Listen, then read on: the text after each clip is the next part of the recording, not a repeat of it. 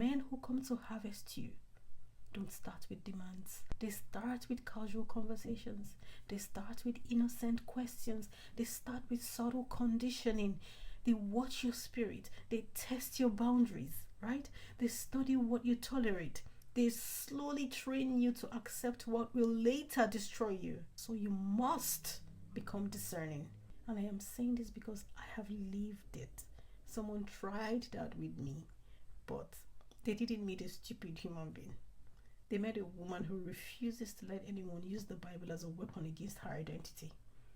And if you want to understand how deep this manipulation goes, how even casual conversations are used to condition women into becoming tools, I chronicled my experience in my book, The Strategy of Love.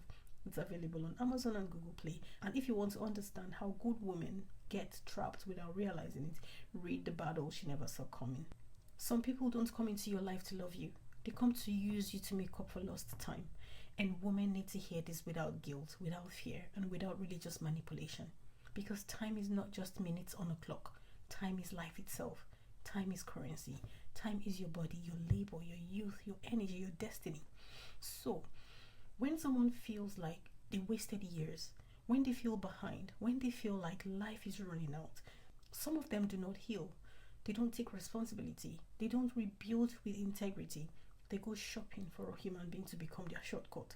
And they call it marriage. They call it God's will. They call it a helper. But what they really want is infrastructure. They want a woman to become a second lifetime for them. They want your time to compensate for their lost years. They want your labor to compensate for their laziness. They want your resources to compensate for their lack. They want your emotional capacity to compensate for their emotional immaturity. They want your body, your mind, your devotion, your skills, your network, your brilliance to become their ladder. And they will rarely say it like that. They will spiritualize it. They will weaponize scripture. They will hide behind the word helper.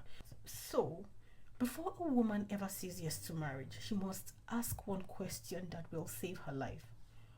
What do you think the word helper means? Because that one definition can decide your future. If he defines helper as a partner, ally, support, equal, two destinies working together, you are looking at something healthy. But if he defines helper as tool, assistant, servant, shield, sacrifice, you are looking at a man who believes your existence is a resource. And once a man believes you are a resource, he will feel entitled to you. Entitled to your time, entitled to your money, entitled to your energy, entitled to your labor, entitled to your emotional strength, entitled to your silence, entitled to your suffering. Because in his mind, you are not a person with purpose. You are a solution to his problem. And this is where the manipulation gets demonic. Because when you resist being used, he won't call it abuse. He will call it disobedience. He will say you are not submissive. He will say you are not helping. He will say you are sinning against God. And what he is doing is not spiritual leadership. It is spiritual extortion. It is using God's name to harvest a human being. It is bastardizing scripture so he can control you. And it's dangerous because the guilt works. It makes good women question themselves. It makes women with purpose start shrinking. It makes women who are whole start apologizing for having boundaries. And then the marriage becomes a factory. Not love. Production. Performance. Extraction. Where the woman is constantly giving, constantly building, constantly covering, sacrificing, while her own life quietly bleeds out because he is trying to catch up. He needs 2 lifetimes and he believes yours is available. But listen carefully. A woman is not a time machine. She is not a recovery plan for someone else's wasted years. You are not a substitute for someone's discipline. You are not a compensation package for someone's irresponsibility, and you are not a servant created to fund another person's destiny at the cost of your own. God did not create you as a tool. He created you with an assignment too. Any man who needs you to abandon your calling so he can fulfill his is not a husband. He is a user with religious vocabulary. And here is the truth most women learn too late. Men who come to harvest you don't start with demands. They start with casual conversations. They start with innocent questions. They start with subtle conditioning. They watch your spirit. They test your boundaries, right? They study what you tolerate. They slowly train you to accept what will later destroy you. So you must become discerning, not paranoid. Discerning. Because manipulation doesn't always sound like manipulation. Sometimes it sounds like scripture. Sometimes it sounds like tradition. Sometimes it sounds like a good man speaking confidently. But if the result is that you are shrinking, suffering, losing yourself, losing time, losing joy, safety, losing your voice, that is not God.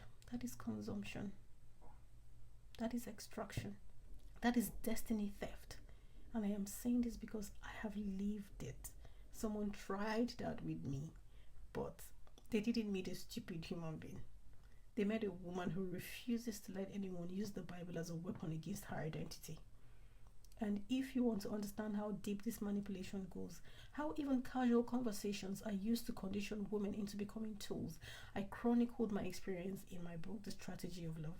It's available on Amazon and Google Play. And if you want to understand how good women get trapped without realizing it, read The Battle She Never Saw Coming.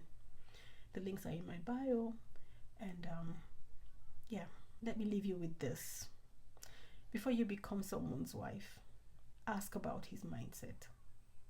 Ask what he believes a helper is. Ask what he believes partnership is. Ask what he believes your purpose is allowed to be.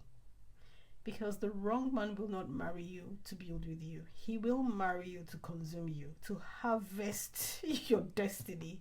I'm not joking. Anyway, so this is Redefine Your Narrative, and today I am giving you the permission to say this out loud. I will not be used to make up for lost time. I will not be harvested. I will not be consumed. I will not be guilted into self-erasure.